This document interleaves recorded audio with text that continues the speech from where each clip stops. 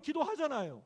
그런데 기도해도 응답이 하나도 나에게 없다면 기도할 필요가 없다고 솔직히 느껴지지 않습니까? 기도해도 소용없네, 짤 게 없네, 그런 생각 되지 않습니까? 우리의 삶에서 가장 힘든 것이 그게 무엇입니까? 그건 내가 뭔가를 위해서 열심히 애를 쓰고 노력을 했는데 별로 성과가 없을 때 김 빠지고 맥 빠지고 힘이 빠집니다.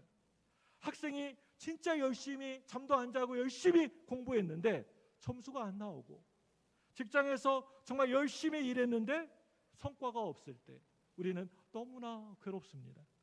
제가 한동안 정말 재미있게 봤던 TV 드라마 중에 서울 자가에 사는 김 부장이라는 드라마가 있는데요, 처음부터 끝까지 다 봤습니다. 그 드라마 보면 김 부장은 평생을 회사에 자기 몸을 다 갈아가지고 집어넣었습니다. 골프도 상사들과 억지로 쳐줘야 되고, 또 술자리에도 술도 먹어줘야 되고, 할 수 있는 모든 것을 다 했습니다. 그런데 마지막에 임원이 되지 못하고 회사에서 하루아침에 쫓겨나게 됩니다. 많은 사람들이 그 드라마를 보면서 저 이야기는 내 이야기와 같다라고 공감을 하게 되는 것 같습니다. 우리가 이 세상에서 진짜 얼마나 열심히 살아갑니까? 바둥바둥 거리면서 살아가지만 마지막에 성과가 없을 때, 열매가 별로 없을 때 우리는 너무나도 힘들어하고 괴로워합니다. 우리의 신앙생활, 우리 믿음 생활도 마찬가지입니다.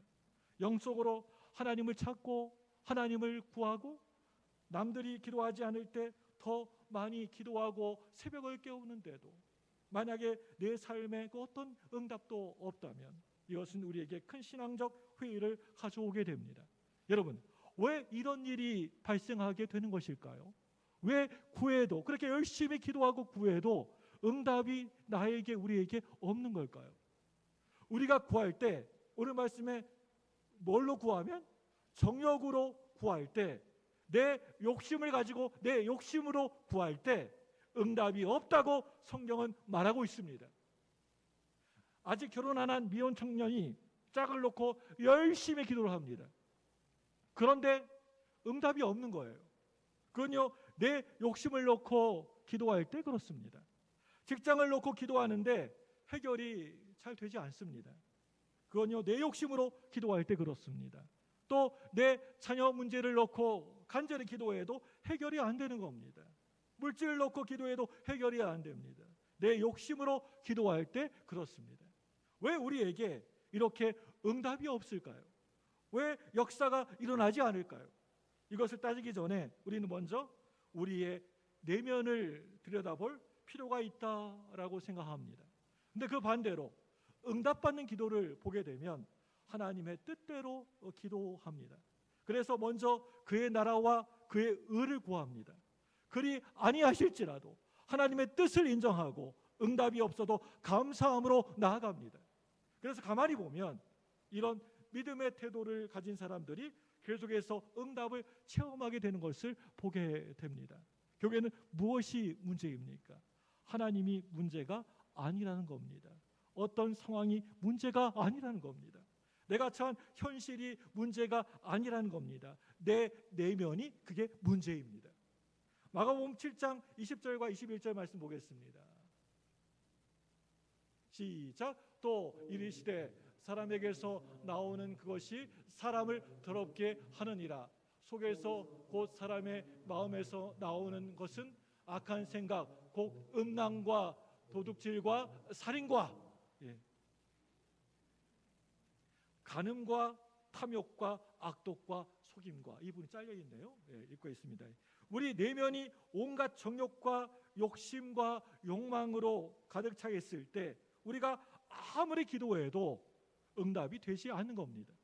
결국에는 문제는요, 우리 마음이라는 거예요. 기도 응답이 없는 것으로 끝나는 것이 아니라 우리의 삶이 세상으로 빠져버립니다. 우리 야고보서 4장 4절 말씀 볼까요? 같이 시작. 가늠한 여인들이 하나님과 원수됨을 알지 못하느냐. 그런즉 누구든지 세상과 벗이 되고자 하는 자는 스스로 하나님과 원수되는 것이니라. 세상과 친구되고 벗되고 하는 자는 하나님과 어떻게 되는 거예요?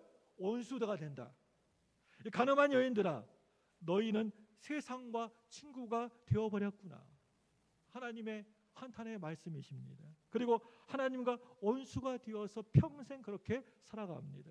정욕, 욕심, 욕망, 처음에는 조금 잡히는 것 같아 보이다가 결국에는 하나님에게서 영영 멀어져 버리는 경우를 우리는 많이 보게 됩니다. 이게 바로 정욕대로 살아갈 때의 모습입니다. 결국에는 문제가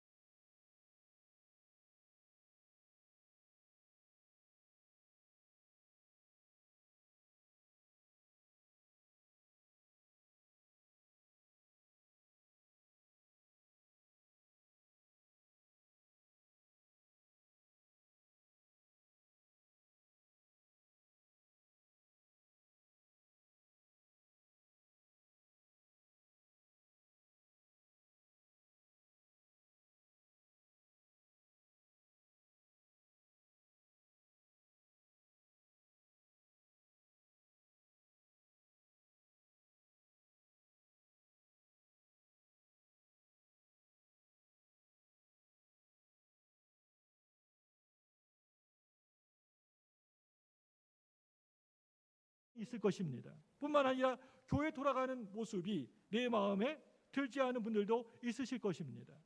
조금 시니컬한 사고를 가지신 분들은 목사님의 목회 방침이 나하고는 안 맞는다라고 생각하실 수도 있으실 것입니다.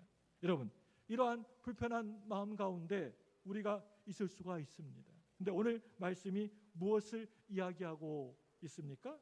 문제는 바로 너의 정욕이다. 문제는 바로 너 안에 있는 마음이다. 정욕이다. 욕심이다. 라고 말씀하고 있습니다. 다른 사람이 남이 문제가 아니고, 다른 어떤 환경이 문제가 아니고, 교회가 문제가 아니고 내 안에 있는 그 정욕이 문제이다 라고 오늘 말씀은 분명하게 이야기하고 있습니다. 여러분, 이게 교회에서만 그럴까요? 우리 가정에서도 똑같습니다. 마찬가지입니다. 가정에서도 이런저런 갈등이 있을 때가 많습니다. 오늘도 교회에 올 때 갈등을 한 보따리 끌어안고 이 자리에 오신 분들도 분명히 여기 중에 계실 것입니다. 자꾸만 남편을 탓합니다. 남편 때문에 그렇다고. 또 아내를 탓합니다. 아내가 저래서 그렇다고. 자녀를 탓합니다. 부모 형제를 탓합니다. 그런데 오늘 말씀은 무엇을 이야기하고 있습니까? 바로 네 정욕이 그게 문제다. 너의 문제다. 너의 마음이 그게 정말 문제다. 남이 상황이 문제가 아니라 바로 네가 문제다. 뿐만 아니라 우리의 사회생활도 직장생활도 다 마찬가지입니다. 내가 싫어하는 사람, 내가 미워하는 사람, 정말 꼴도 보기 싫은 사람이 있지 않습니까? 분명 다들 있으실 겁니다. 그런데 오늘 말씀은 뭐라고 이야기하고 있습니까? 너의 정욕이 그게 문제다. 너의 마음이 문제다. 너의 욕망, 욕심이 문제다. 예전에 제가 했던 요나서 설교 기억하십니까? 요나서에서 요나의 가장 큰 문제가 무엇입니까? 요나는 내가 문제입니다. 다른 사람이 문제가 있는 것이 아니고 내가 문제라는 것입니다. 여러분, 저와 여러분들의 마음의 원수가 있다면 누구입니까? 그게 원수가 무엇입니까? 정욕입니다. 나도 모르게 품고 있는 이 정욕, 이 육신의 욕심이 그게 문제라는 거예요. 갈라디아서에서 이 정욕을요, 육체의 소욕이라고 그렇게 표현하고 있는 것을 보게 됩니다. 소욕은요, 내가 하고자 하는 마음을 말합니다. 갈라디아서 5장 17절 말씀 볼까요? 시작. 육체의 소욕은 성령을 거스리고 성령은 육체를 거스리는 이 둘이 서로 너희가 원하는 걸 하지 못하게 하려 함이라. 아멘. 여러분, 우리 안에는 다들, 저도 그렇고 여러분들 그렇고 다들 육체의 소욕이라는 게 있어요. 예, 늘 내 안에는요, 성령의 그런 소욕과 육체의 소욕이 늘 싸우고 있어요. 어느 때에는 막 이렇게 뒤엉켜 싸우다가 육체의 소욕이 이길 때가 있어요. 그럴 때는 막 혈기, 막 육신적인 것들이 나오겠죠. 그러다가 또 싸우다가 성령의 또 소욕이 이길 때가 있어요. 늘 엎치락뒤치락 하는 거예요. 우리 속에는 늘 하루에도 몇 번씩 엎치락뒤치락을 합니다. 더 많이 가지려고 하고 더 많이 이기적으로 쌓아두려고 하는 마음이 있는데요. 이런 마음이 성령의 역사를 방해하는 겁니다. 왜 우리가 은혜 가운데 나아가지 못합니까? 연초 새해만 되면 내가 은혜로 살겠다, 늘 하나님 가까이 살겠다라고 다짐하고 또 다짐하지만 왜 우리가 한 해를 또 매일을 은혜로 살지 못하고 은혜로 나가지 못하는 것입니까? 왜 믿음이 늘 항상 제자리 젖먹는 엄마 젖먹는 그런 제자리이고 성장하지 못하는 겁니까? 왜 한 걸음 더 앞으로 나아가지 못하는 겁니까? 그것은 내 안에 내 속에 토사리고 있는 육체의 소욕, 정욕 때문이라고 하는 것입니다. 여러분, 그렇다면 이것을 어떻게 하면 우리가 극복할 수가 있을까요? 극복하는 그 방법이 무엇일까요? 우리 갈라디아서 5장 24절 말씀 볼까요? 시작. 그리스도 예수의 사람들은 육체와 함께 그 정욕과 십자가에 못 박아 뭐 하라고요? 십자가에다가 못 박아 버려라. 그리스도 예수의 사람은요, 그 육체와 함께 정욕과 탐심을 십자가에다가 꽝꽝 못 박아 버렸다라는 것입니다.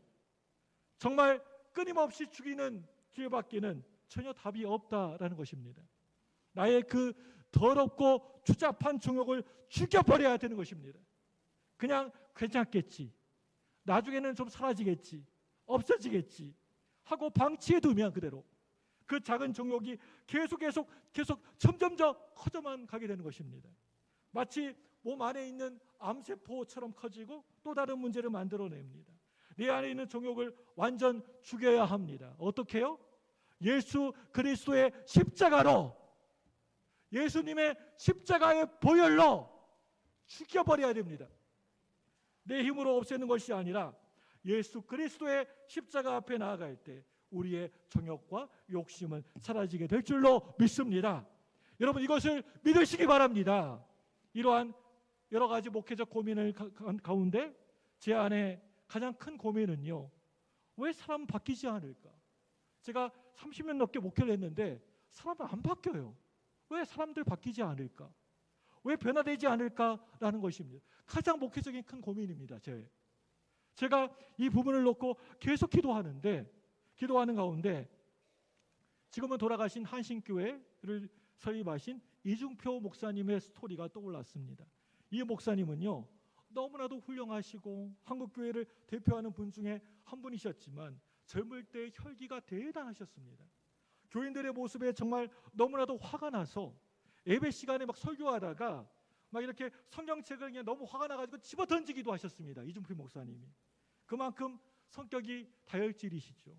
제가 만약에 막 열받고 화가 난다고 성경책을 막 집어 던진다면 아마 여러분, 목사님 참 마음이 힘드시겠 이렇게 생각 안 하시고 아마 다 일어나가지고 집에 가실 겁니다.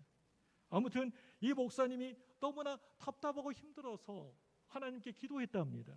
하나님, 이런 교인들하고 제가 평생 어떻게 목회하겠습니까? 그럴 때 성령님의 음성이 들려왔대요.